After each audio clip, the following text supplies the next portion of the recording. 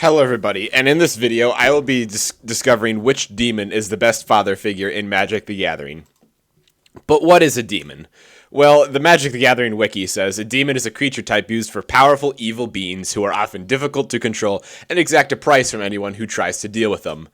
Also, it says physically almost all of the demons here within are pure manifestations of black mana without true flesh. You know, the mana symbol with the skull on it. So, like, you got a demon like Abyssal Persecutor, and he has the little flavor text, his slaves crave death more than they desire freedom. He denies them both. Which, you know, it does paint a little bit of a bad picture for him, but you gotta wonder, what kind of a father would he make? So that's why I've made the father figure tier list, where I'll be judging demons based off of how good of a father figure they are. Also, we're going to be judging them based off of their ability, and you, the player, would be considered their child. Alright. First off, Demon Lord Bellazanak Lock. He's a really good father because he teaches you the lesson that nothing comes without sacrifice. And he shows you a way to get a lot of stuff in life by, you know, sacrificing. So, you know, because of that, I think that's a pretty good lesson. We'll put him in the A tier. That's pretty good. However, on the other hand, Grizzlebrand, who doesn't even have opposable thumbs and clearly can't even hold down a job, teaches you that same lesson, but you have to pay 7 life to do it, which is just way too much, and it's just not a fair trade, and it's just a bad lesson overall. So he's just the last guy, but much worse. So, looking at the tier list here, we're gonna have to put him in C tier. It's just where he belongs. All right. Next, we have Cadduer Doomscourge.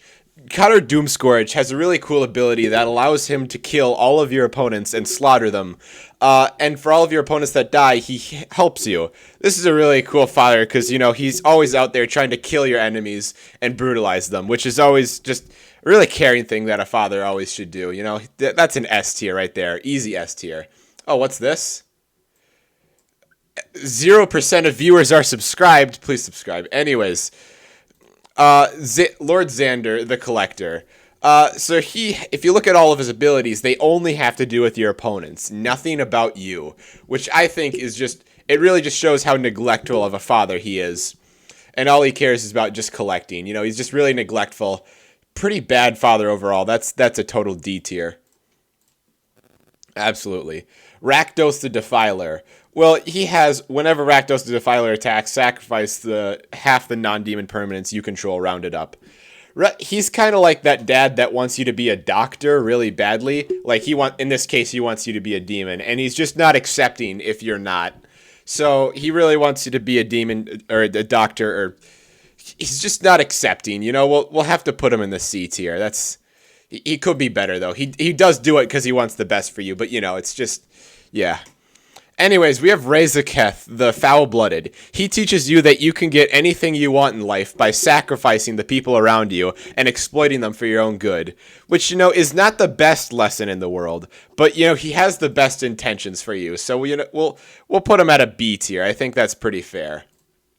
Alright. Next up, we have Jetmir, Nexus of Rebels. Now, he teaches you that the more friends you have, the stronger you'll be. Which I think is just a great lesson to teach you. And I think, you know, that's why he just belongs right up there in the S tier, you know? I agree with it. I think it's a solid thought. Yokara the Prisoner clearly has done something and is a bad influence to go to prison. Yeah, also he doesn't like non-ogres too, so he's also unaccepting. It's just, he's got no redeeming qualities. He's going straight to the D tier. It's just not cool, man.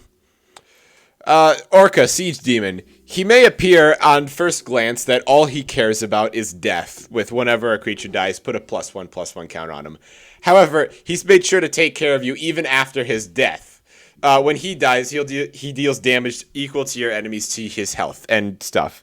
So he's really on the lookout for you, even though it may not look at it like it. So I'll put him in the A tier. I think he really does care. He's just really bad at showing it. You know, it's just Falco Sparra, Pact Weaver. He gives you the ability to get more cards, and he even gives up his own shield counter to do it. That's just exemplary right there. We'll put him in the S tier. He belongs there. All right, up next we have Shimatsu, the Blood Cloaked. He's like, you know, you got to sacrifice a ton of permanents, and he thinks the entire world revolves around him. And as you can tell, he only gets a +1/+1 counter for each, so he also really sucks. So, yeah, I'm sorry, bro. That's easy D tier right there. All right. So I think that there's a valuable lesson that we can take away from today. That even if somebody is a manifestation of pure evil, of hate incarnate, they can still be a pretty good father figure by slaughtering your enemies and teaching you valuable life lessons. Yeah, that's about it. Thanks, bye.